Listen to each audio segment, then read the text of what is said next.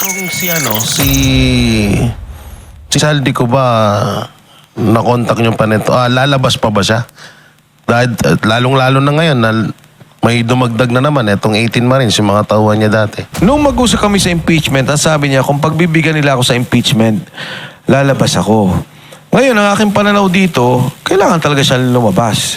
Kailangan niya talaga sabihin yung katotohanan tungkol dito dahil siya nagsimula nito eh. Siya yung nagsalita dito at mga tao niya to. Magnanakaw daw si Sara Duterte.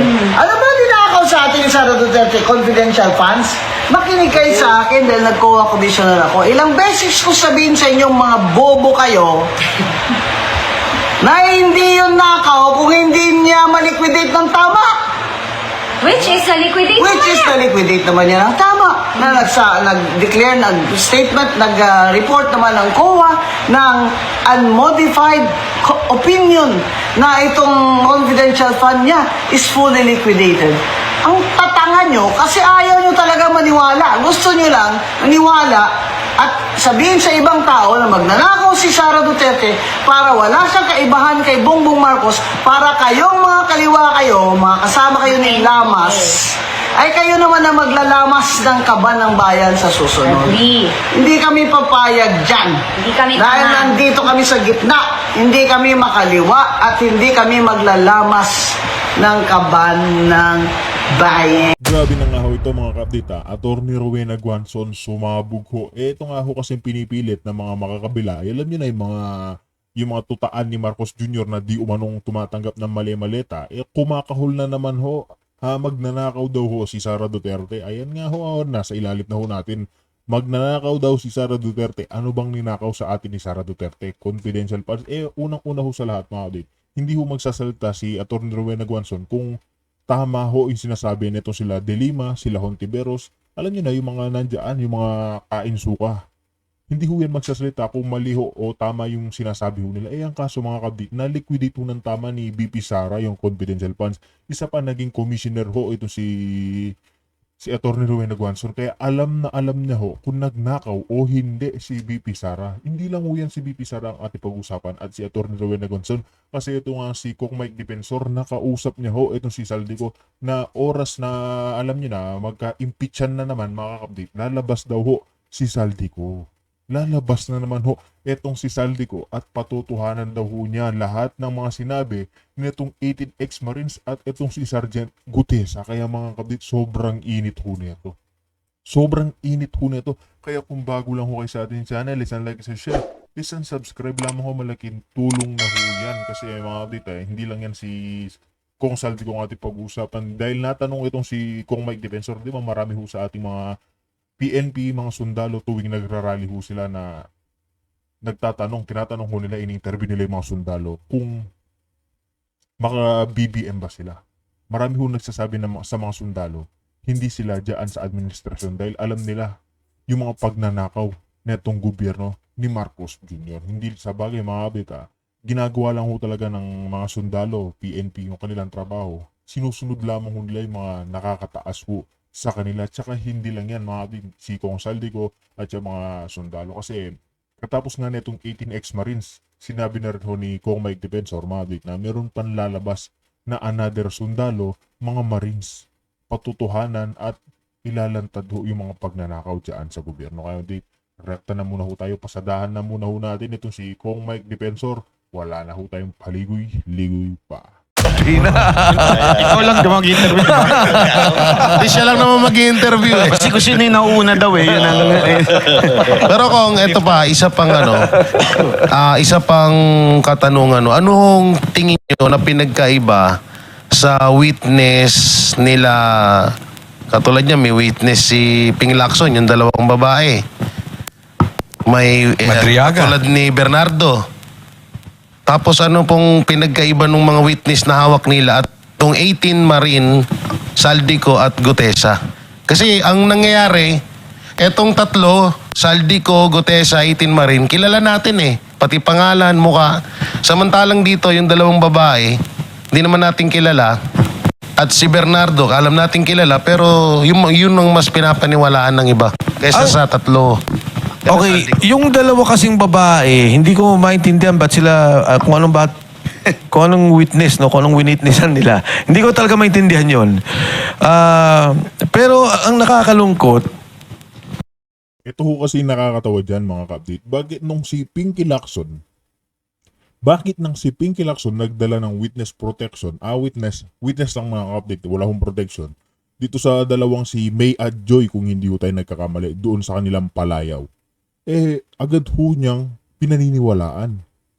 Sa bagay mga ka-update, tinanim nga ho pala nila. Tapos isipin niyo ho mga ka-update dinala niya ho yung witness niya. Ituturo lamang ho kung sino si Diskaya. Natural, makikilala ho nila si Diskaya. Matagal na ho nating tinatalakay yan dyan sa Senado. Bakit nung paglabas na itong 18 ex-Marines, gusto hong imbestigahan ng mga NBI? Kalkalin ho lahat na kanilang background, lahat-lahat ho, pinasisinungalingan ho nila. Bakit ho sila ganun? Yan ho'y malaking katanungan. Kasi nga mga ka-update, itong 18 ex-Marines bumaliktad ho sa kanilang kampo. Kaya ito si Pinky Lacson, si Tuta Soto, ginagawa ho nila yung lahat para ho protektahan si Martin Luther King, si Marcos Jr., yung Pers family. Diba? Halataan ho sila. Alam naman na ho natin na di umano tumanggap itong si Tuta Soto ng maleta at itong si Pinky Lacson. Pagdating ho dito sa 18 ex-Marines, kiso sa kanila yan. Sila ho dapat ang magdadala ng kanilang mga witness para nga naman mga ka-update, naaayon ho sa kanila. Naaayon ho sa kanila, gusto ho nilang magdire-diretso yung pag-iimbestiga nilang kalukuhan. biruin mo, isang example lang to. Si Henry Alcantara, ang sabi niya, total budget na pumasok sa Bulacan is 60 billion. More or less, 60 billion. Ang sabi niyang nakukuha niya ay 8%. 8%. Ang isinuli niyang pera is 181 million pesos. Oh. Pag kinumpute mo yung 8% ng 60 billion, nasa 4.8 billion. Anong ginawa kay Henry Alcantara? Ayan, narinig naman na ho natin kay Kong Mike Defensor na magkano 4.8 billion ho yung pumapasok na pera dito kay Henry Alcantara. Tapos tignan nyo nga naman mga kabdit, pinangkakasino niya, winawaldas-waldas ho niya, yung mga hindi naman ho niya pera. Pera ho ng taxpayer yan. Tapos ano ho nangyayari mga kabdit? Binigyan ho siya ng witness protection program.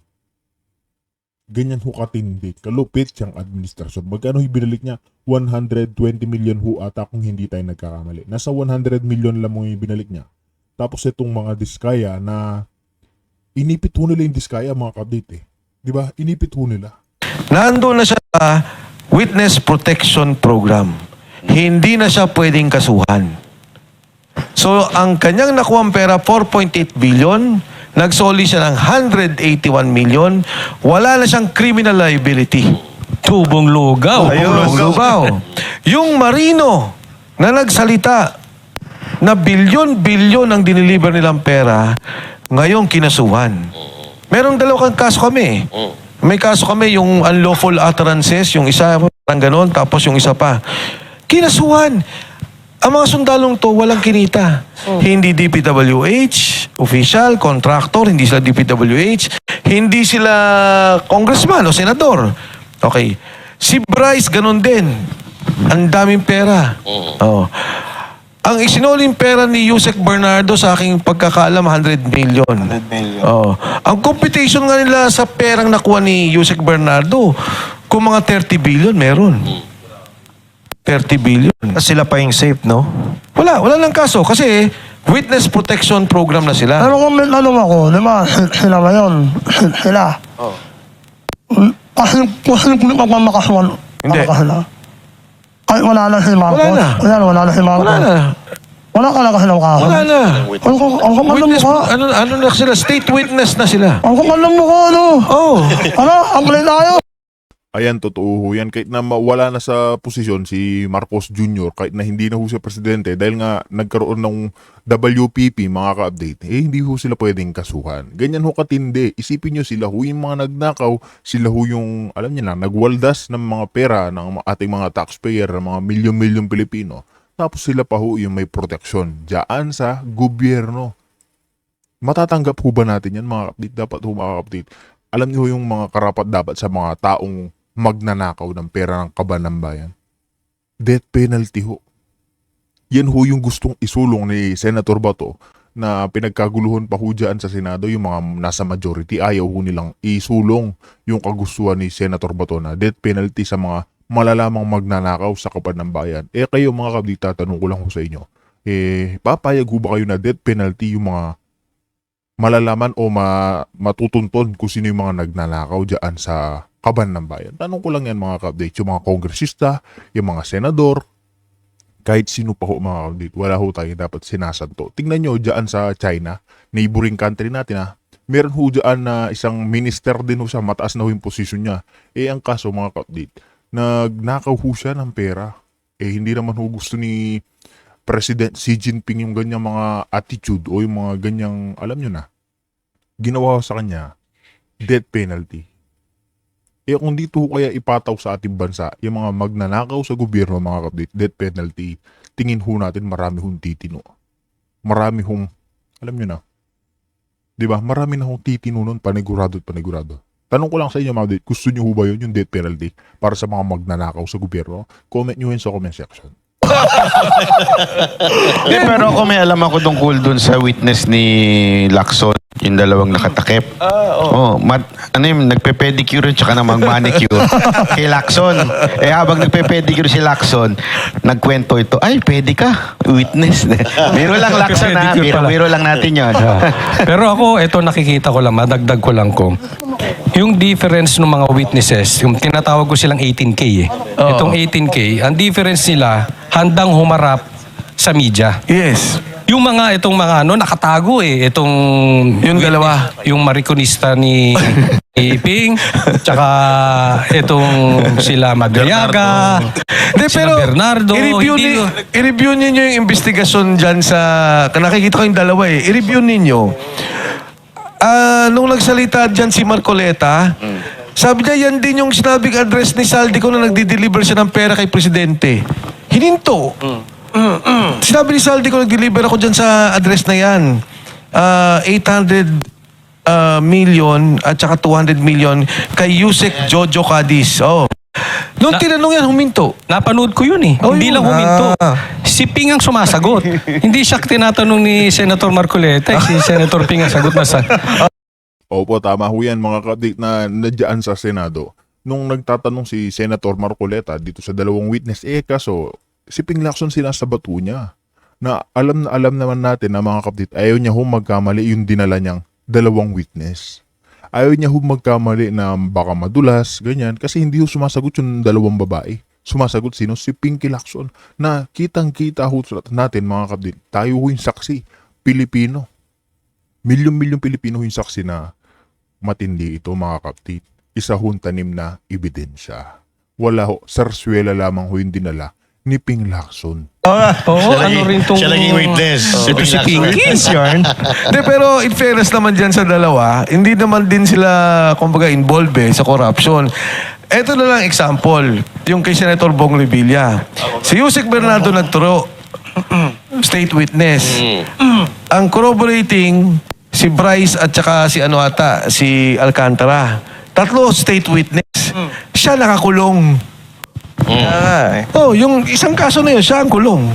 So bakit ganun lang yan? Baliktad kung sa Kung may nakakalawa Di ba sa Senator Marcoleta, nalalahimik sa amin, nakasamin yun Nakakapili ako Nakasungkay ako sa kanya. Naglisimas ng manok Inuro na Alcantara. Kanyang narko, sayang na yan. Wala kayong puso no? So yung apat na kumuha ng pera, di ba? Sabi nila, nagati ito, may kita. Diniliver daw kay Sek. Lahat to, walang kaso. Si Senator nakakulong. Naglisimas naman ng manok Kung ano Di ba? Inuro. Yung huling statement ni Remulla, ni Ombudsman, parang sinasabi niya doon na ang nasa likod daw nito ay mga retired generals na, kita nyo na, may lumalabas na ang isa. Actually, parang si Esperon ata yung tinutukoy. Not sure kung yun ang tinutukoy niya, pero nandun kasi si Esperon So, parang ang tinutukoy ni Ombudsman, etong grupo ito ng mga retired generals. Anong masasabi nyo dito? Well, unang-una, itong mga sundalo kasi, retired Marines, retired Army, di ba? So, naintindihan ko, kasi nung kay Sergeant Gutesa, nakita ko rin yung reaction ng maraming mga sundalo eh. Both retired and active. Pero para sabihin na yung retired generals behind sa mga taong to, maring behind in terms no, tama yan, magsalita kayo. No? Sabihin nyo yung katotohanan. Pero walang agenda yung mga tao eh. Parang, kunyari, Secretary Esperon, former Secretary Esperon, dahil Duterte siya? Dahil kaya niya ginagawa to? Walang koneksyon eh. Hindi, nagsasalita yung mga tao, hindi dahil meron silang paniniwalang politikal. Nagsasalita yung mga tao dahil alam nila ito tama para sa bansa. Diba? Ito yung nakikita nila. Matagal din silang nagdebate tungkol dyan. Sa aking pagkakalam. Kasi nga parang, nung lumabas si Gutesa, may tinawagan siya. Dalawa eh. May tinawagan siya. So hindi ko na alam kung ano nangyari. Later on, nakita ko. Nitong huli.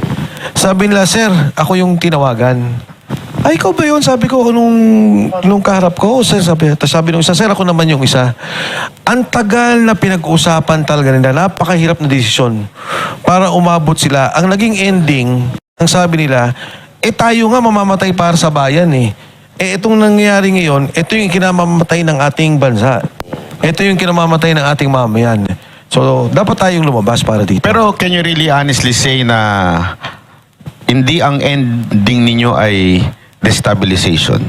Kasi yan ang bintang ng iba, lalo na ng mga nasa administrasyon. Lumabas lang sila kasi they want to destabilize the country, they want to replace the president with VP Sara Duterte. Yan ang mga akusasyon eh. In your own honest opinion, sa pagkakausap sa Marines na ito, yan ba sa tingin mo o malabo yan? Anong inyong opinion dito? Alam mo, Banat, ang destabilization na nangyayari ngayon, ang gobyerno mismo ang gumagawa. Kung hindi niya ginawa ang kalokohan ng budget, nakita ng tao ang magandang proyekto at programa, hindi magkakagulo. Kung yung PhilHealth hindi nila kinuha para ilagay sa flood control, pinalakas nila ang programa ng PhilHealth, hindi magkakaroon ng destabilization. Kung sinabi ni BBM nung nagsalita siya, gusto kong palakasin ang agrikultura, ginawa nila ang totoong irigasyon para tulungan ang magsasaka. Kahit anong sigaw mo, sasabihin ng magsasaka, wala kaming pakialam. Yung ginawa at tulong ng gobyerno sa amin, nakikita namin. Kahit anong sigaw mo, pag nakita lang pagpunta lang ospital, gumanda ang serbisyo, umayos ang pamamalakad para sa kalusugan, wala kang magagawa. Pag nakita lang yung eskwelahan, uy, may bago na naman building, paganda ng paganda, wala kang magagawa eh. Ang nangyari dito sa atin, nung magsalita ang Pangulo, sabi niya yung flood control program, biglang sumabog. Maraming binahang lugar. Nadiskubre, puro kalokohan. Nung tinignan yung budget, nakita ang dami palang ginawang kalokohan. Ang gobyerno, ang gumagawa ng destabilisasyon sa kanya. Kaya itong mga sundalo, nagsasalita lang sa sinabi nilang korupsyon. Kaya nadudugtog ng lahat ng mamamayan. Hindi naman natin kayang impluwensyahan yung mga tao na, ito nangyari ganito. Hindi. Bakit ang presidente ngayon maabot na ata sa negative 50? Tsaka hindi niyo ba napansin mga kapti? Nung unang-una, si Sergeant Gutesa lamang yung lumabas, nag-iisa lang ho siya. Pinakita niya ho sa taong bayan kung gaano kalaking pera yung ninanakaw ng gobyerno. Tapos, ilang buwan yung lumabas ho itong mga 18 ex-Marines na kasamahan ni Sergeant Gutesa. Pinatutuhanan lahat ng sinabi niya. Ganyan din ho itong kay Kong Saldico, pinatutuhanan ho lahat nila. Yung pagde-deliver nila ng pera dyan sa presidente, sa pinsan ho niya, sa anak ho niya magnanakaw. Tapos ngayon sila pa ho yung pinagmumukhang masama. Yan ho yung masakit dyan. Imbis na kayo yung protektahan ng gobyerno, kaso nga hindi ho sila maprotektahan dahil mismong gobyerno ho, yung kalaban ho nila dahil nandiyan ho yung mga veterano magnanakaw. Billion, trillion ho yung pinag-uusapan. Ibig mo sabihin, sa 100 milyon, nakausap natin yung mga taong yan? Hindi natin kaya kausapin yung mga taong yan. Hindi natin kailangan magkaroon ng pagkilos ng destabilisasyon.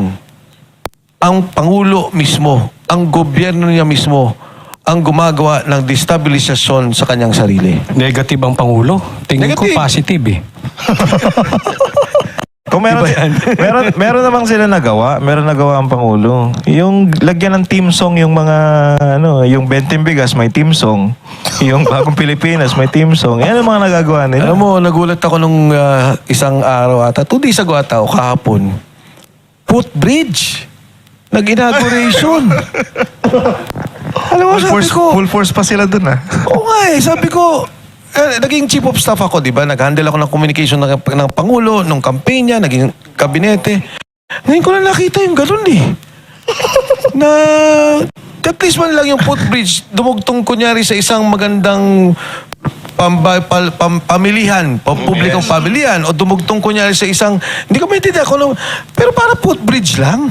Eh kung inagaw kasi nila yung Bukana Bridge na ano sila, na booking. Kaya footbridge na lang. Baka pumalpak ka dyan, binalita yan eh. Pag umaga, may elevator. Oo. Kung hapon, wala na, sira na. Hindi sira na na. umaandar. Ang galing. Ang Inspiration pala yun eh.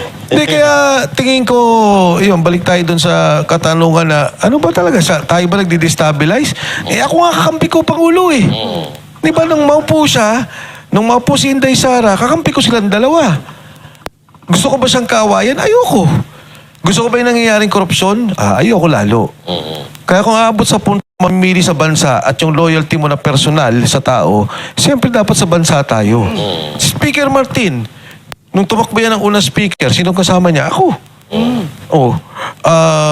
May mga ino-offer yan sa kung ano, sabi ko, tutulong ako sa'yo. Wala tayong pag-uusapan, tulong ako sa'yo. Pero nung nakita ko naman yung ginawa, nagulat naman ako. Parang na-team yung gawin to na lahat ng kabinete kausap nyo, marami kayong kaibigan, former cabinet, marami ko kayong kaibigan na former congressman, o kahit current, yung hindi nakasama sa ganitong usapan. Tanongin ninyo, sasabihin sa inyo, ngayon lang yung nakitang ganito. Grabe. Ganyan ang sagot lang lahat eh. Pag nakita-kita kami, sabi grabe, ngayon lang to na nagkaroon ng ganitong klaseng nakawan, sistematiko, organisado. Ano sa tingin nyo ang talagang mangyayari dito sa lahat na nangyayari na to? Kung mahal ng Pangulo ang bansa natin, at katulad din ng panawagan ko naman sa kanya, mag-resign siya. Bakit? Wala na impeachment. Tapos na. Di ba? Hinarang nila. Umabot ka naman sa punto na titingnan mo na rin yung bansa eh. Titingnan mo na rin kung, katulad di ba, iniisip natin dati, ba't ba si Pangulong Marcos hindi niya dinisperse yung nasa EDSA? Bakit ba si ERAP lumabas ng Malacanang? Because it was a higher decision for them as presidents of this country. And it was the nationalistic decision, the patriotic decision for them. Imbes na magkadugo, magkaaway, magkagulo, aalis na lang ako, sige na, pumalit. Ngayon, ang nangyari sa ekonomiya natin, bagsak na bagsak. Ngayon, ang nangyari, nagkakawatak-watak. Wala nang negosyanteng gusto mag-invest. Ang mga tao nawawala ng trabaho, unemployment, gumagrabe. Ang infrastructure, tanongin nyo, nawawala, uminto, nagkakagulo. So, iniiwan ko sa kanya yung desisyon. Kasi yung resignation naman, desisyon niya yun eh. Hindi naman natin pinipilit sa kanya yun eh. Kung mahal niya talaga yung bansa, tingnan niya kung anong pinakamagandang desisyon para ayusin yung ating bansa. Hindi na to usapin ng protektahan mo yung sarili mo, yung poder mo, patagalin yung sarili mo. Tingnan mo na yung mamamayang Pilipino. Tingnan niya na yung magiging buhay at kinabukasan ng ating bansang Pilipinas. Pero ang tanong sa tingin nyo, mayroong posibilidad na gawin niya yun? Kasi habang binasa ko ang mga komento ng mga taong nanonood sa atin, they're really frustrated na, ano na ba? So, ano na mangyayari? Ano bang gagawin namin? Sinasabi nyo nga po na mag-resign. Ang sagot din nila malabo. Mukhang malabo yan. Sa tindi ng kakapalan ng mukha ni Marcos, hindi niya gagawin yan. Ano sa tingin ninyong mangyayari pa?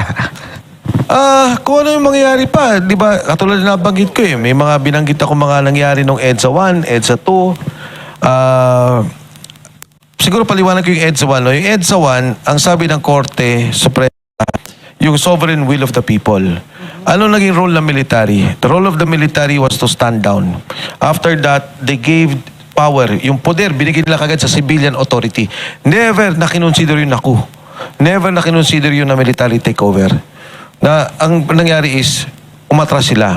Nung mangyari yung EDSA 2, kung nare-recall, umakyat si Secretary Orly Mercado, si General Angie Reyes, ang sabi nila, we are withdrawing support. Never na nagsabi silang kami na. Hindi military takeover yun. Again, ang interpretasyon ng Korte Suprema, it was the sovereign will of the people. Tao, people power. Kaya nga itong, sabi nga batas natin, is a people power-based constitution.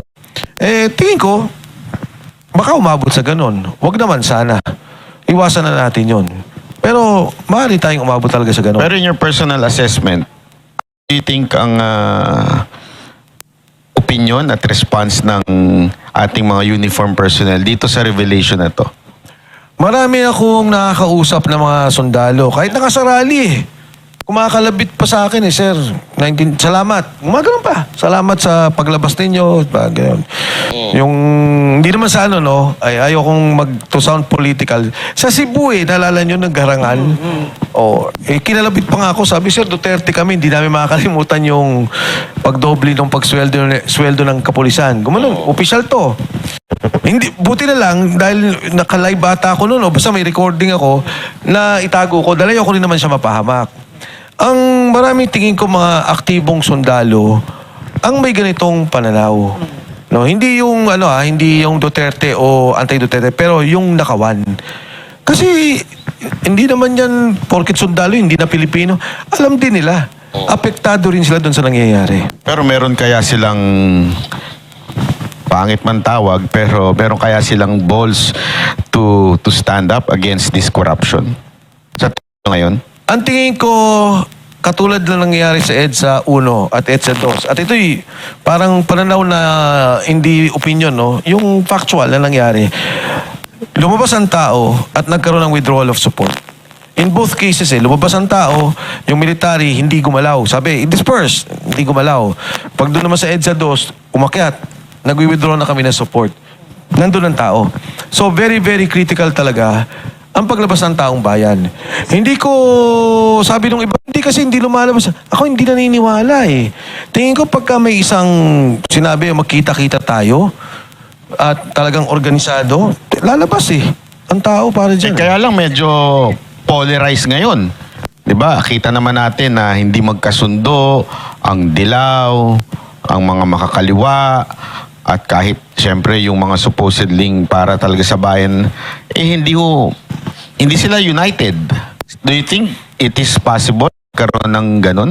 Alam mo, yung hindi united is among the leaders. Yung leaders. Pero pag tinignan mo yung survey, malinaw. Malinaw eh. Diba? If Inday Sara is hitting 50%, again, not to be political about it, si BBM is hitting negative 50%. Galit ang tao. Galit ang tao. Maybe among the leaders. Kaya nga sinasabi ko kaibigan ko rin na marami sa Dilaw. Pero sinasabi ko, alam mo, aabot ang punto, magkakaroon ng paghusgang kasaysayan. Kasi ang stand nila, out Inday Sara, BBM stay. Yun ang hindi ko maintindihan. Ito yung madaming kalokohan eh. Ito yung malinaw, talagang open na talagang corruption. Amongst their leaders, they have data, they have evidence na nakikita nila yung corruption kay BBM. And yet, hindi sila sumisigaw ng resign BBM. To be fair, sinasabi ko rin to kaharap ang mga kaliwa. Mas gusto ko yung stand nila. Sige, BBM resign, Inday Sara resign. Okay pa yan. Pero at least magkaroon tayo ng kasunduan. Si BBM dapat mag-resign. So, pag lumabas ba tao, lalabas lahat? Palagay ko. Palagay ko. Kasi, saan pa tayo abutin? Ano mangyari? Pero hindi gumagalaw ang dilaw ay dahil sa yung isa sa kanila ay di umano allegedly na-delivera ng maleta, yung isang leader nila na dating nakulong. Oo, hindi lang naman siya, di ba? Marami pa rin iba na na-identify doon. Pero sa akin kasi, bilang... Si De Lima ba yan, mga ka-update? O si Franz Castro? Yan huy malaging katanungan. Okay, unfair sa akin na ang tingin mo kay Inday Sara, i-equate mo sa EJK. Huwag muna tayo magdebate ng EJK. Yes. Wala muna debate doon. Kung tama o mali yung kung ano ba nangyari doon dahil tagalin natin yun. Pero para idikit mo ang Duterte, si Inday Sara na EJK, parang mali. Kasi si Inday Sara naging mayor ng 9 na taon. Diba? For 6 years pala. Nakita niyo naman yung performance niya eh. May ganun ba siya? May nakita ba tayong ganun sa kanya? Wala naman sila sinasabi na may EJK si Inday Sara ng mayor. Kasi kung titignan mo yung track record niya, yan ang tingnan ninyo. Huwag ang Pangulong Duterte na nasa dahig. O ngayon, dahil sinisiraan nyo lang, dahil ayaw nyo maging Duterte ulit ang presidente, parang masyado namang atang taliwas yun. Fair. Ayan nga, totoo nga ho yan mga kabdita. Pagdating ho dito ay BP Sara, pagdating sa Duterte, itong mga dilawan, yung mga kainsuka mga kabdit, marami ho silang sinasabi. Agad ho nilang sinasabi, ganyan-ganyan, i-impeach. Pero pagdating kay Marcos Jr. na bilyon-bilyon yung ninanakaw, nananahimik ho sila. Bakit ho? Bakit? Kasi nga ho mga kabdit, isa rin ho sila sa mga tumatanggap ng mali-malita. Di ba? Walang prinsipyo yung ganong paninindigan. Tapos dahil kahit na demonyo na yung namumuno, di ba? Tanggapin na lang natin kesa ito dahil kalaban natin sa politika. Yes. Magnakaw ka na lang. Magnakaw na kayo na magnakaw basta hindi makaupo si BP Sara. Pero kung ano pa ang kulang kaya natin? Kasi sinabi nyo, positive si BP Sara, negative si Presidente. Presidente nyo. Ano pa kulang natin? Kasi parang sabi nyo, lumabas naman ng tao. Yun yung dati lumabas din ng tao. Hindi naman daw sabi mo, na hindi naman nakailam ang sundalo, hindi lang sila umarang. Lahat siya nangyari na ngayon. Yes, Coach. Ano pa ang nangaantay natin? Kasi kailangan ang sinasabi ng mga kasandaluhan, magkaroon ng critical mass. Ano bang ibig sabihin lang ng critical mass? Umaabot sa punto na wala nang galaw yung ating lipunan. Nahinto ang negosyo, nahinto ang ekonomiya, na kailangan may gawing aksyon. Pag may inutos silang aksyon at hindi ginawa, yan Yan na yung sinasabi. Bakit naging EDSA ang naging sentro? Kasi ang EDSA ang daluyan ng trapiko dito sa ating sentro. Makati, Ortigas, San Juan, Mandaluyong. Pag hinarang mo yan, wala na makakapasok sa Makati, wala makakapasok sa Mandaluyong, San Juan, Ortigas. Pag nagrally ka sa Makati, hihinto lahat ng ano dyan. Pero kahit na magkaroon ka ng 5 milyon, pagpalagay mo na sa Pangasinan, walang epekto yan. Hindi magkakaroon ng... Kasi pwede lang sabihin, pabayaan mo lang sila mag-rally. But a rally or a gathering, a critical mass, na dito sa Maynila, sa Makati, sa Ortigas, kung saan hihinto ang negosyo, dyan magkakaroon ng desisyon. I-disperse ba namin yan o hindi? At pag hindi gumalaw ang kasundaluhan, hindi gumalaw ang kapulisan, yan na ang magiging problema. Yeah. Pero ako kung meron akong opinion na sa tingin ko parang kulang pa. May isang sektor pa sa lipunan natin ang kulang kaya hindi gumagalaw. Simbahan. Kasi kung maalala natin, 'di ba, nung EDSA Revolution, simbahan malaking part nung pagtawag ni Cardinal. Kasi na ako noon buhay na ako nung time na yun Nung tumawag si Cardinal Sin ng pumunta sa EDSA, doon talaga nagkaroon ng Ngayon, alam naman natin, ang hindi naman po lahat yung mga pari natin, kung hindi bayot, corrupt. Totoo naman, di ba? So, sa tingin ko, kailangan may isang simbahan na gumalaw. Ano sa tingin nyo dun? Oo, naniniwala ako doon. Tingin ko, hindi lang simbahan, may sektor ng negosyante, may sektor ng civil society. Pero, ang naniniwala ako na dahan-dahan, naantig na rin. Kasi, nung unang simbahan, di ba? Itong pangalawa, sabi nila, bawal ang BBM resign. Dapat, pwede yung Inday Sara resign. Nakita ko yung mga huminto dahil marami dyan, mga taga Quezon City, mga taga distrito ko. Nakita ko may mga t-shirt ng BBM resign Nandun sila. So, alam ko na meron ng mga kaparian, at marami din akong kausap na kaparian, na kumbinsido doon sa mga nangyari. And tama ka, kailangan naman yan. Kailangan may simbahan na makita dyan, magsalita. Kasi, ano ba sabi nung iba sa simbahan? Ayaw namin, di ba na si BBM? Titisin na namin kaysa si Inday Sara dahil sa EJK. Yan ang feeling ko unfair. Di ba? Dapat, una, i-judge nyo si Inday Sara. May 6 years siya na naging mayor, nakita niyo yung performance niya. Pangalawa, pagsalitay ninyo. Ito bang taong to talagang EJK? Hindi. Sabi lang kasi ganito daw, nagagalit. Nako, kung naabot nila si GMA kung paano magalit noon, ibang klase magalit. Pero hindi to yung pang-api, trabaho. Pero nagagalit. Wala namang perpektong presidente. Wala namang perpektong tao. Lahat may kinaan. Pero, ito ang nabilib ko kay Inday. Sa corruption, wala. Zero. Zero. But alam ko, ang daming gustong tumulong, ayaw nang tanggapin eh. Noon pa. Noon pa nung vice presidential campaign niya, wala namang tinanggapan ng pera yan eh. Pero, maraming bintang sa kanya, kung napakaraming bintang sa kanya na ito, katulad din halimbawa ng confidential funds. At sinasabi mo na hindi nga siya tumatanggap ng ng tulong mula sa mga malalaking tao o ibang personalidad. So, ito ba ay katulad din ang pananaw mo ba ay katulad din ng pananaw ng iba na ito ay malaking pamumulitika sa kanya? Alam mo, yung 125 million, and doon sa programa nakita ko yung kung paano lumabas yung issue eh. Doon ko nalinawan. Pero, yung una nilang nilabas yung 125 million, natatawa na ako. Bakit? Buksan nyo ngayon yung COA report, makikita nyo sa Google, DPWH, 100 billion unliquidated. Yes. DOH, siguro mga 60 billion unliquidated. Tingnan nyo lahat ng department. DSWD, ilang billion? Sino tingin ninyo yung pinaka-honest na kabinete? Assume na natin, pinaka-walang pera na ahensya. Anong tingin ninyo ang ahensya pinaka-walang pera? Buksan nyo COA report. Unliquidated. Office of the President, ang laki ng unliquidated na funds. Nabanggit ni Inday ito. Ilan ba? Billion? 4.2 ata. 4.5 billion. Hindi, yan yung confidential niya. Confidential. Okay, yung explanation kasi dyan, 4.5 billion yung confidential ni BBM. Pag kinumpute mo ng 365 days, that's 12 million a day. Yung kay Inday sabi na 11 million, nagalit sila, di ba? 11 million. Pero kung wala namang na-deliver, etong nabanggit tong 18K na na-deliver kay BP Sara, kahit minsan, Wala. kahit donation, Wala. kahit envelope, Wala. Alam mo kung bakit wala?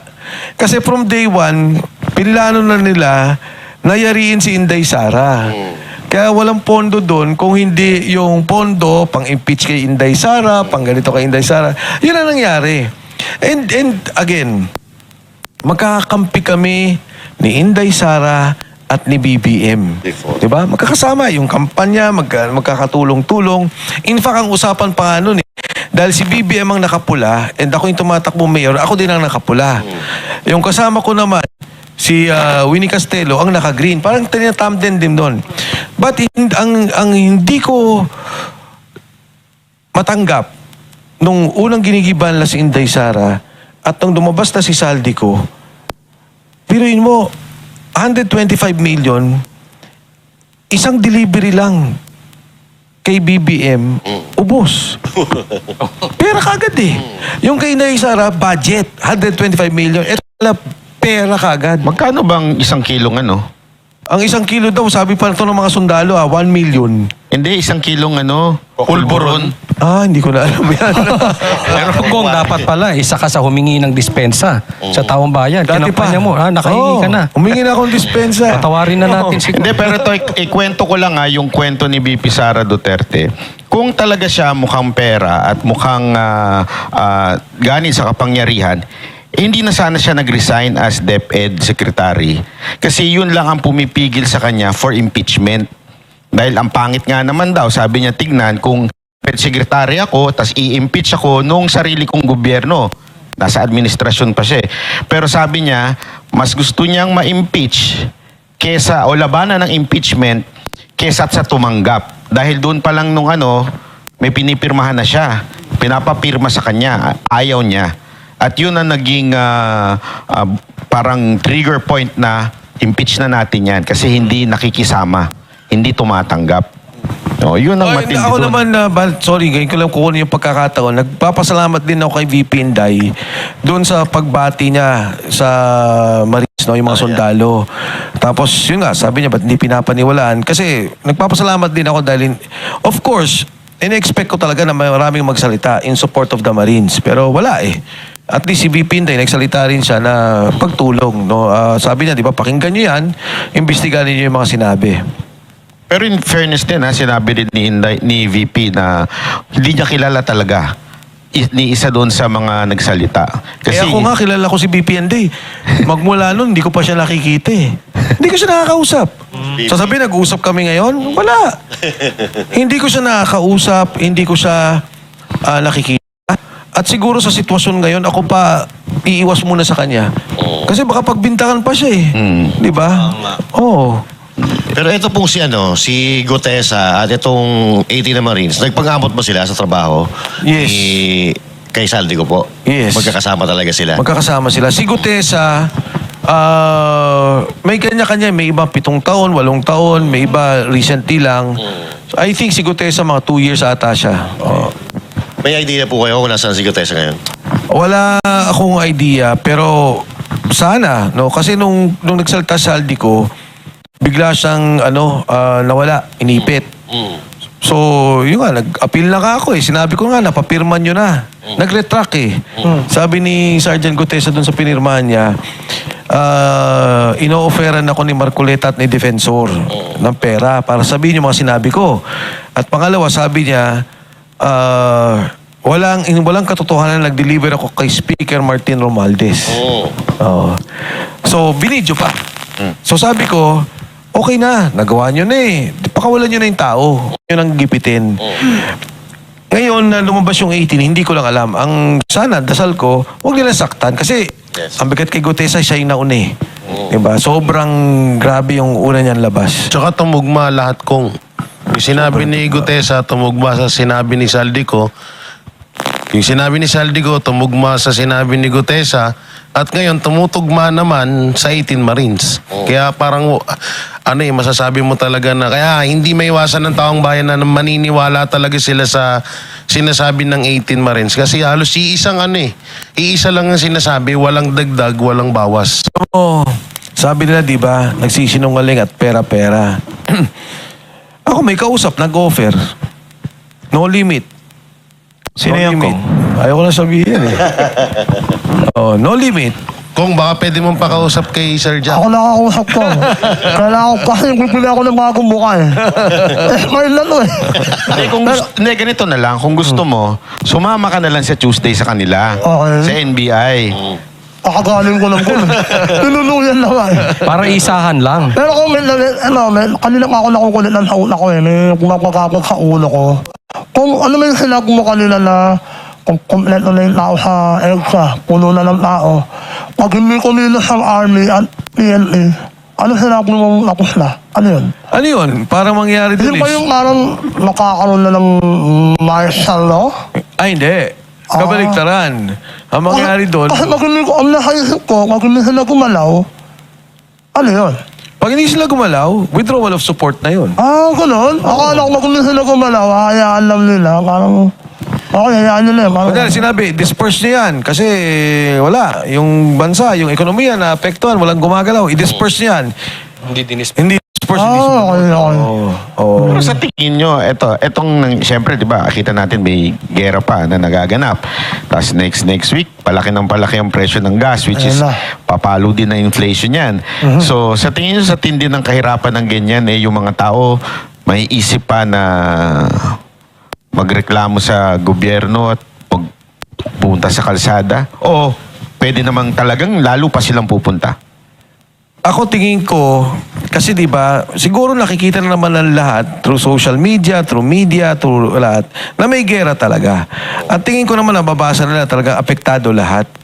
Pero, ang nakikita rin ng tao, pagka hindi gumagalaw yung gobyerno mo, kasi di ba, dapat, ang immediate the response was, ayusin ka agad na saan ang evacuation ng mga tao ko? Saan ko dadali yung nandito sa Dubai, sa Qatar, sa iba't ibang, sa Saudi, kung ano man, yung mga apektadong bansa. Ano yung evacuation plan natin? Saan natin sila dadalhin? Paano natin i-repatriate yung mga taong to? Walang narinig eh. Pero, Alam mo na umabot ako sa ganyan sitwasyon na kami. Inabot namin yan ng panahon ng Pangulong GMA. Hindi naman ako sa nagmamagaling na nagkikwento lang na dapat ganito. Nangyari na eh. Si General Simato was that time yung nag-ayos namin ng problema.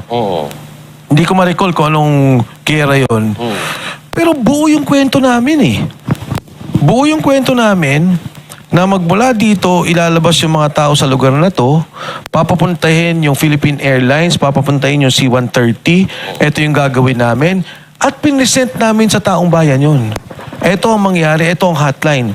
Ano nangyayari? Dahil nga rin sa social media, nakikita ko naman sa social media, tumatawag sa embassy, wala pa hong plano. Di ba? Tumatawag yung mga Pilipino, ano hong mangyari? Ay, wala pa hong plano. Di ba dapat immediate? Hindi naman ngayon nangyari, alam na natin mangyayari ito eh. reaction na po dun sa ano, may mga government workers daw na stranded doon na hindi, walang ano paintulot ng DILG.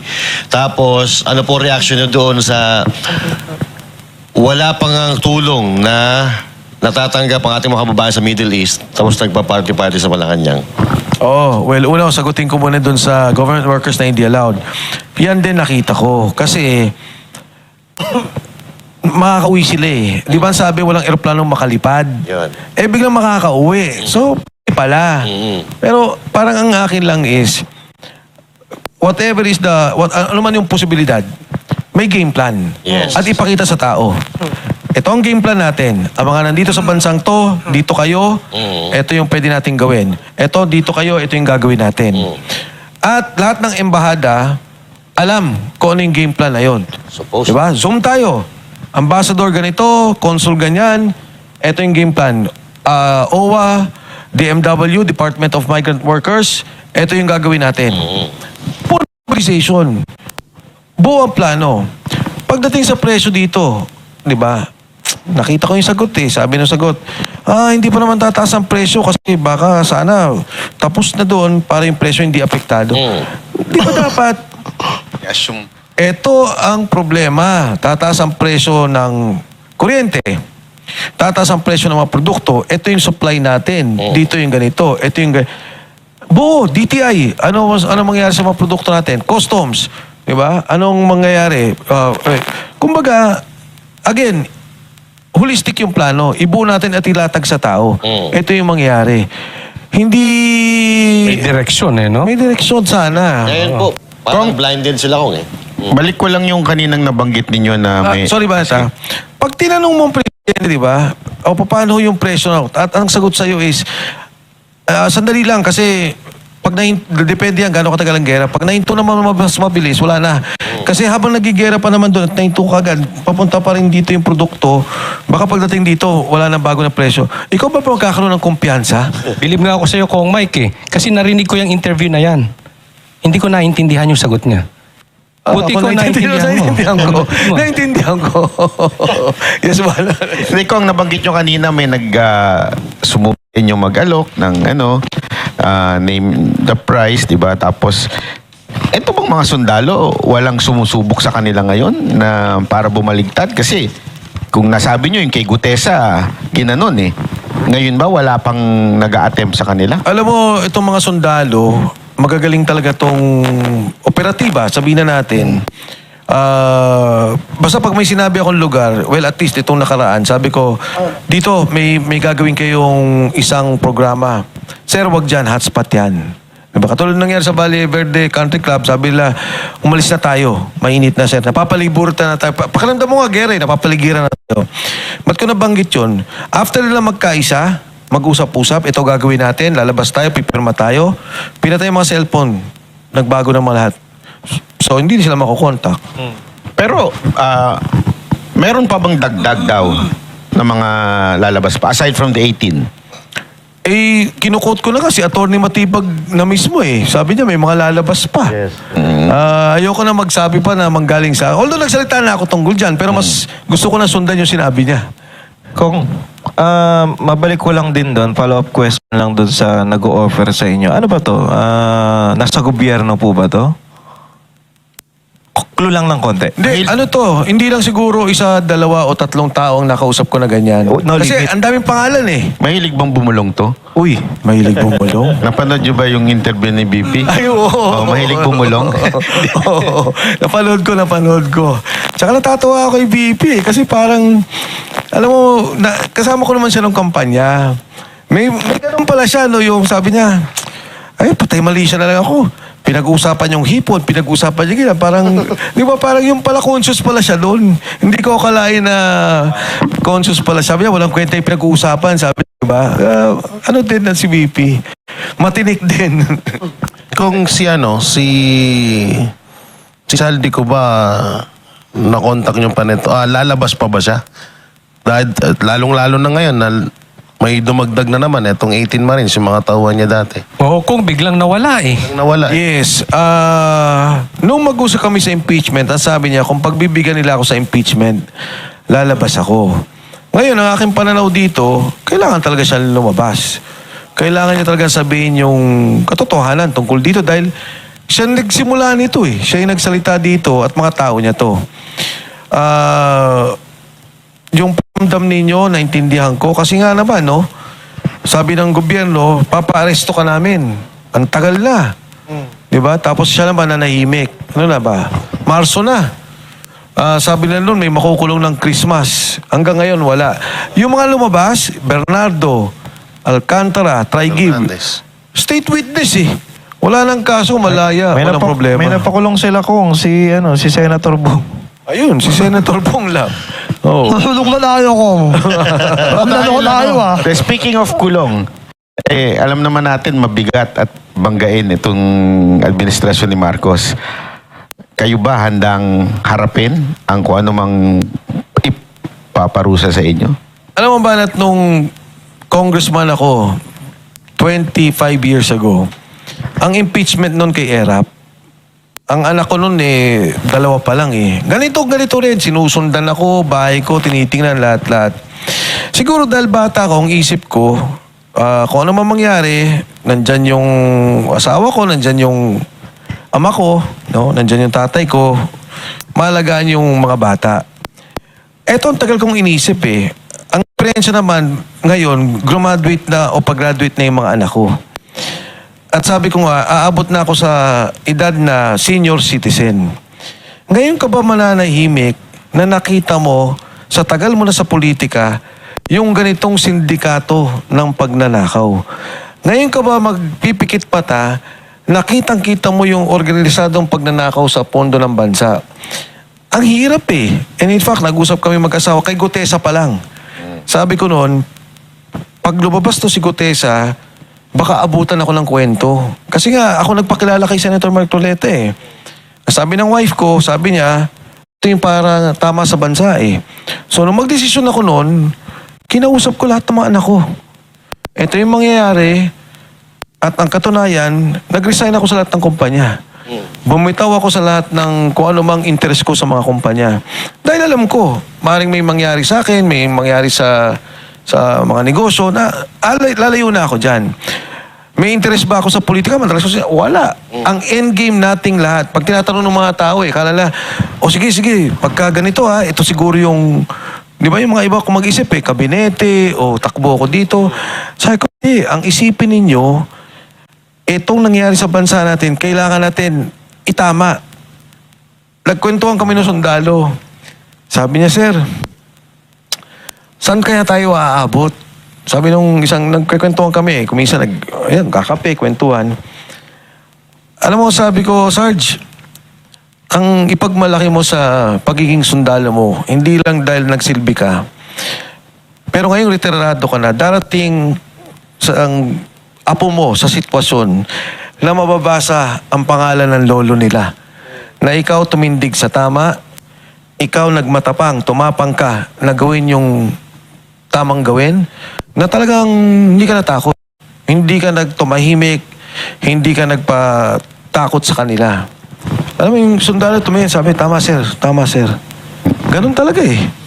Kailangan tayo, katulad ninyo, naninindigan sa tama. Yes. Ito, Bago po tayo magtapos, ito yung tanong ng mga netizen natin. Kung gusto nilang sumuporta dito sa mga sundalo, ano ba ang pwede daw nilang gawin? Alam nyo, napakarami ho. Napakarami. Okay. Unang-una, syempre, katulad nung nangyari kay Gutesa, iniwasan namin. Kaya talagang mabigat yung pagkilos para maitago yung mga pamilya. Yung mga pang-araw-araw lang nila. Kasi magkakama po sila eh. Talagang sinabi ng mga sundalo, kung mamamatay sila sabay-sabay. Sama-sama. Mga Marines, ganyan mag-isip eh. So, hindi ko lang banat kung paano, pero may nagsabi sa akin, sabi niya magtatayo ako ng GoFundMe para sa mga sundalo. Sabi ko, napakaganda po niya. Sige, tulungan niyo po kami. Tapos may mga iba naman, sabi, papadala ng tulong. Mga grocery ba? Kung anong kailangan lang. Sabi ko, salamat po. Siguro, ewan ko kung papayag kayo sa idaan namin, kung hindi naman sa programang to, kung saan man. Para lang kung anong tulong na ibibigay nila in kind, ibigay po nila sa sundalo. Ayun. So, meron pa ba kayong tanong bago magbigay ng last message si Kong? Kung may, sana huwag kang magkahawa rito Ay, gusto mo ulit, ikaw ulit. Oo. Alam niyo naman, hindi lang ako... Kung may ako Oo. yung pinag-uusapan namin araw-araw sa buhay, kayo nakakasagot Para na kayo ang lahat Yung content namin, kami na po sa YouTube, parang kayo nang galing lahat na yun Yung sagot na gusto namin malaman Ang galing mo, kung may, huwag ka susuko Hindi ako susuko. Alam niyo naman, ako ay fan ng Banateros noon pa man. Uy, thank you po. At itong Vox Populi. Yes, kung may yung ako mo, nung nakalive lang tayo, naka-zoom, kaya zoom. Oo. Pag nakulong ako, sama ka. Pag nakulong ka, hindi ako kasama. Mga tao to. Tama. Yun ang hindi ko naintindihan, yung hindi ko nasama. Kaya medyo lumapit ako eh. Ayun. Oo. Pero, maniwala ko na malinaw, no? Malinaw na kamay. Alam mo kung ba't nakakatuwa ang programa ninyo? Kasi, kayo lang yung tuloy-tuloy na talagang fair, walang bias, no? Hindi natatakot, lalo sa higit sa lahat hindi natatakot. Kaya yun ang maganda kasi nga kung titingnan mo nung lumabas yung mga sundalo, yung mga mali, wala eh. Yung mainstream, namatay eh. Tapos buti na lang later on bumawi naman. Pero yun, kailangan natin ng ganitong klaseng programa. Yung totohanan lalaban. Katulad ng mga marino na sundalo, hindi rin natatakot. Si Sir Jack lang, medyo, nangiiwan to eh.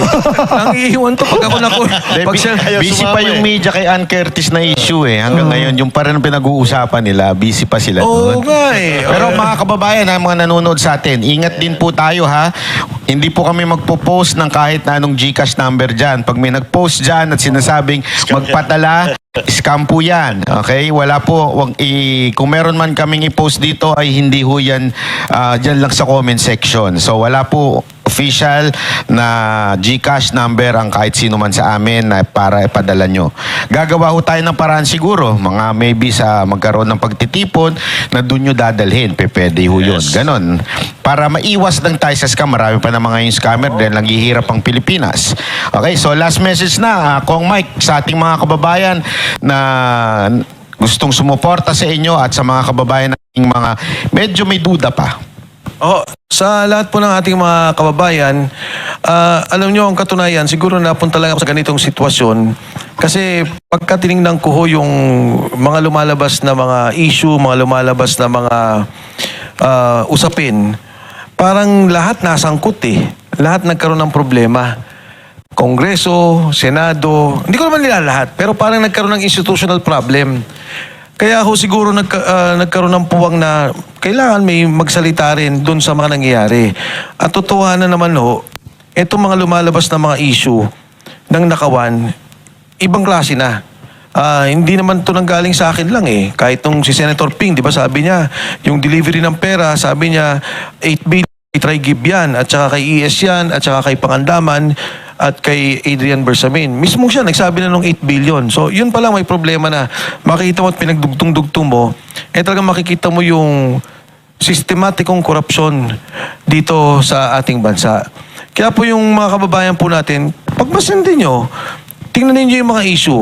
Bakit po ako na-involve? Si Sergeant Gutesa sundalo. Hindi yan kumita ng pera. Sinasabi niya yung delivery nila ng pera. Tauhan no yan. At yan po yung sundalo nagsilbi na yan sa bansa. Nais na ibigay yung kanya o willing siyang ibigay yung buhay niya sa bansa natin. At sinabi niya yung mga delivery ng pera. Ngayon, 18 sundalo pa ang lumabas.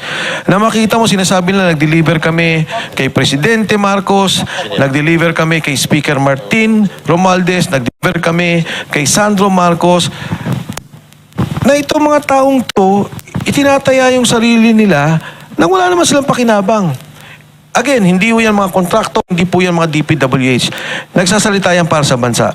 So, yan po yung bigyan natin ng suporta. Wag na ho ako, wag si Sara Duterte, wag si Attorney Baligod. Pakinggan ninyo itong mga sundalong to. Pakinggan ninyo yung sinasabi nila at ikumpara ninyo sa salita ng mga tinuturo nila at yung mga sinasabi lang tumanggap ng pera ng gobyerno. Yung pera pong yun, pera nyo yun. Hindi naman pera ni Saldi ko yun. Yung po'y buwis na binabayad ninyo na dapat nagamit sa kalusugan, nagamit sa edukasyon, nagamit sa subway na naisana natin. Kaya po, sa inyo po lahat, tuloy ho tayo, magmasid po tayo at kumilos tayo para naman maitama natin yung nangyari sa bansang Pilipinas.